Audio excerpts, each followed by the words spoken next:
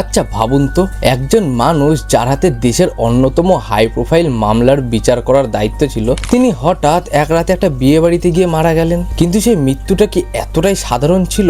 আমি কথা বলছি জাস্টিস ব্রিজ গোপাল হরকিষাণ লোয়ারের কথা। 2014 সালের 1 ডিসেম্বর নাগপুরে তার মৃত্যু এক এমন বিতর্কের জন্ম দিয়েছিল যা আজও ভারতের বিচার ব্যবস্থা আর ইতিহাসের পাতায় এক রহস্যময় অধ্যায় হয়ে আছে। মানে যে মানুষটা আইনের রক্ষক ছিলেন, তার নিজের মৃত্যুটাই একটা অমীমাংসিত মামলা হয়ে রয়ে গেল। সত্যি বলতে এই গল্প পড়তে পড়তে এমন সব তথ্য আছে যা শুনলে আপনার গায়ের রক্ত হিম হয়ে যাবে। BH লোয়া ছিলেন মুম্বাইয়ের স্পেশাল CBI কোর্টের একজন বিচারক। তার টেবিলে তখন চলছিল দেশের ইতিহাসে সবচেয়ে স্পর্শকাতর মামলাগুলির মধ্যে একটি, সোহরাবুদ্দিন শেখ এনকাউন্টার কেস। 2013 সাল থেকে তিনি এই মামলার শুনানি করেছিলেন। 2014 সালের নভেম্বর মাসের শেষ দিকে তিনি নাগপুরে গিয়েছিলেন তার এক সহকর্মীর মেয়ের বিয়েতে অংশ নিতে, কিন্তু সেখানে যাওয়ার মাত্র কয়েক ঘন্টার মধ্যে সব ওলটপালট হয়ে গেল। সরকারি রিপোর্ট বলছে তিনি হার্ট অ্যাটাকে মারা গেছেন।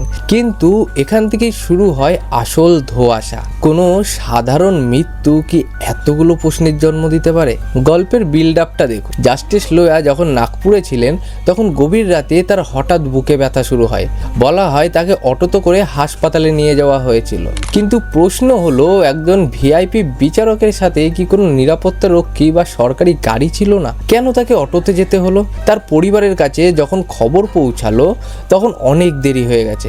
কিন্তু আসল টুইস্টটা হলো 3 বছর পর 2017 সালে তার বোন অনুরাধা বিয়ানি একটি ম্যাগাজিনে দাবি করলেন যে তার ভাইয়ের ওপর নাকি 100 কোটি টাকা ঘুষের অফার ছিল ওই মামলার রায় বদলে দেওয়ার জন্য।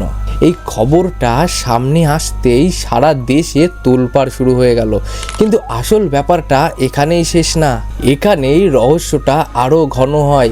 জাস্টিস লোয়ার পরিবারের পক্ষ থেকে দাবি করা হয় যে তার মৃতদেহের কাপড়ের রক্তের দাগ ছিল, এমনকি তার চশমাটাও ছিল ভাঙা। যদি এটা শুধুমাত্র হার্ট অ্যাটাক হয় তবে রক্ত এলো কোত্থেকে? এরপর যা হলো সেটা কেউ ভাবতেই পারেনি। যে হাসপাতালে তাকে প্রথমে নেওয়া হয়েছিল এবং যেখান থেকে তার পোস্টমর্টেম করা হয়েছিল, সেই রিপোর্টগুলো নিয়ে তৈরি হলো হাজারো কনফিউশন। ডাক্তারদের বয়ান আর পুলিশের রেকর্ডের মধ্যে বিস্তর ফারাক দেখা দিল। আপনি কি আন্দাজ করতে পারছেন এরপর কি হয়েছিল? সুপ্রিম কোর্ট পর্যন্ত মামলাটা গড়িয়েছিল।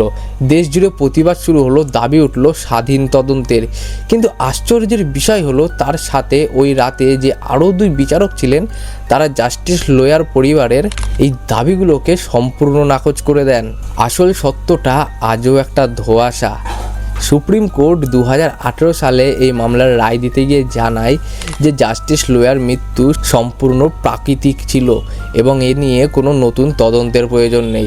কিন্তু ইনসাইটটা হলো এখানেই, বিচার ব্যবস্থার ওপর মানুষের যে অগাধ ভরসা, সেই ভরসার জায়গায় একটা বড় প্রশ্নচিহ্ন ঝুলে থাকলো। অনেক রিটায়ার্ড জজ আর আইনজ্ঞ আজও মনে করেন এই রহস্যের গভীরে আরও অনেক কিছু লুকানো ছিল যা কোনো দিন সামনে আসতে দেওয়া হয়নি।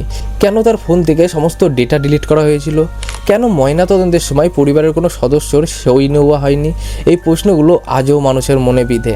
শেষমেশ ব্যাপারটা এরকম দেখায় যে জাস্টিস লোয়া মামলাটি এখন আর কেবল একটি মৃত্যুর খবর নয়, এটি ভারতীয় গণতন্ত্রের অন্যতম আলোচিত এবং বিতর্কিত ঘটনা।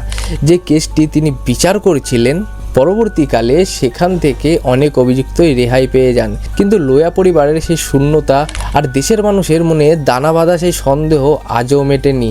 একজন বিচারকের মৃত্যু যদি এত রহস্যে মোড়া থাকে, তবে সাধারণ মানুষের নিরাপত্তা আজ কোথায়? এই আলোচনাটা আজও খুব সাবধানে এবং ফিসফিস করে করা হয়। জাস্টিস লোয়ার এই ঘটনাটি আমাদের মনে করিয়ে দেয় যে আইনের পথ সবসময় সহজ হয় না। সত্যিটা কি কোনোদিন সম্পূর্ণভাবে সামনে আসবে, নাকি একটি ইতিহাসের অন্যতম বড় রহস্য সবসময় থেকেই যাবে? আপনাদের এই নিয়ে কি মতামত? আপনার মতামতটা কমেন্টে জানান। আর এই ভিডিও সম্বন্ধে যদি আপনাদের বন্ধুকেও জানাতে চান, তাহলে বন্ধুদের সাথে অবশ্যই শেয়ার করুন। এরকম আরও আকর্ষণীয় ভিডিও দেখতে চ্যানেলটা সাবস্ক্রাইব করতে ভুলবেন না। দেখা হচ্ছে পরের ভিডিওতে। ভালো থাকবেন।